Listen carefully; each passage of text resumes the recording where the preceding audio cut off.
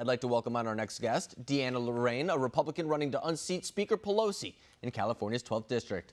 Deanna, thank you very much for joining us tonight. So last time we talked to you, you were kind of laying out your campaign, kind of explaining to people why you think that Nancy Pelosi should be removed from her position. Tell our viewers once again, why is it that you're challenging Nancy Pelosi in 2020?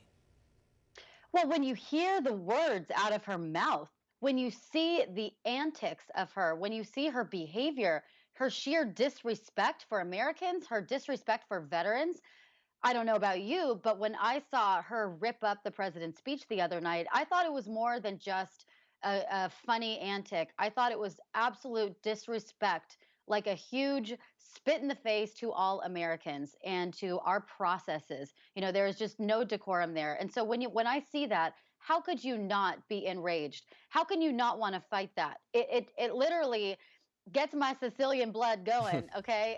It gets it boiling. And I believe that she is just the head of the snake of corruption in America. And look how she's led the District of San Francisco to such moral decay and cultural decay. I can't take it anymore, and that's why I'm running against her. She needs to go, and we need to get a true patriot in office who can help partner with Trump to get the America First agenda that over 60 million Americans voted for. And, we've covered this before, too. You were part of the cleanup efforts in San Francisco, along with individuals like Scott Pressler has also been leading those efforts in San Francisco, Baltimore, cities all across the country, for that matter. And so we've kind of seen, and we've at least heavily reported on the situations in San Francisco, whether it be needles left on the sidewalks, the poop problem, as weird as that sounds to some of our viewers, of just covering sidewalks in San Francisco. So there are issues in that district that need to be taken care of. But I think sometimes the division at the national level kind of gets in the way of actually getting results done in your home district. So tell me, what are you kind of looking to do to kind of change things in San Francisco? Well, I'm looking to actually face these problems head on. I'm just going to give you an example here. Over the last year, okay, Nancy Pelosi's campaign has released 380 press releases. Not one of them addressed the homeless problem. Not one. Not one of them addressed the feces or the trash on the streets or needles or the drug problem or mental health. Not one. They were solely focused on either his impeachment or other asinine issues that don't actually really affect Americans. So step number one is actually dealing with it, facing it head on, and examining it at a new level. Secondly, I will address the homeless problem and figure out a true solution that's going to reduce the number of homeless on the streets that are sleeping on the streets in a measure, a proportion that we can actually measure, as well as the drug addiction, the trash on the streets. We need to be able to measure this effectively. So those are the things I'm going to focus on first. But then, of course, helping to restore the family unit, defending our free speech and religious liberty, and defending the Constitution on a national level. She's more than just a local figure. She's a national figure.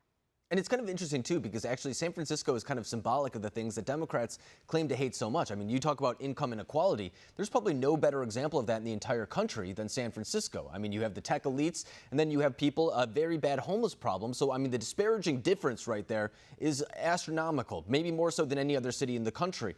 But absolutely. I also wanted to touch about something that you've done a little bit as of recently. I noticed that there's a banner flying over San Francisco right now. Can you tell our viewers a little bit about what that's about? Yeah, this is pretty bold move, but there's a banner flying with a plane attached to it. A plane flying a banner. It was 25-foot by 80-foot banner flying for 4 hours yesterday that said Pelosi for prison. Sign the petition, and of course sponsored by Deanna for Congress. And it goes to a website, pelosiforprison.co, which you could check out. And it urges Americans to sign this petition if you feel like it's time for Nancy Pelosi to be looked into and investigated and potentially prosecuted for her crimes against America, of which there are many. So many people have been enraged this week with what she did, and they think, TikTok, it's time to actually look into her because Trump has been acquitted again. He's been exonerated again. What is she covering up? And to believe, liberal heads were exploding yesterday with the banner flying around in her district, the most liberal district of the United States, pretty much, San Francisco, to have this huge banner that says Pelosi for prison was pretty crazy. But to be honest, there were a lot of positive responses, too, that I didn't expect. There were a lot of people, restaurant owners, business owners that were coming out and looking at it, laughing and taking pictures. And they were saying, wow, this is great.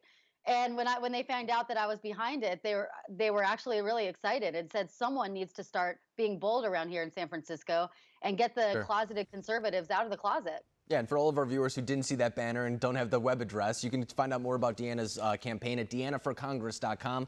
Deanna Lorraine, thank you very much for joining us tonight.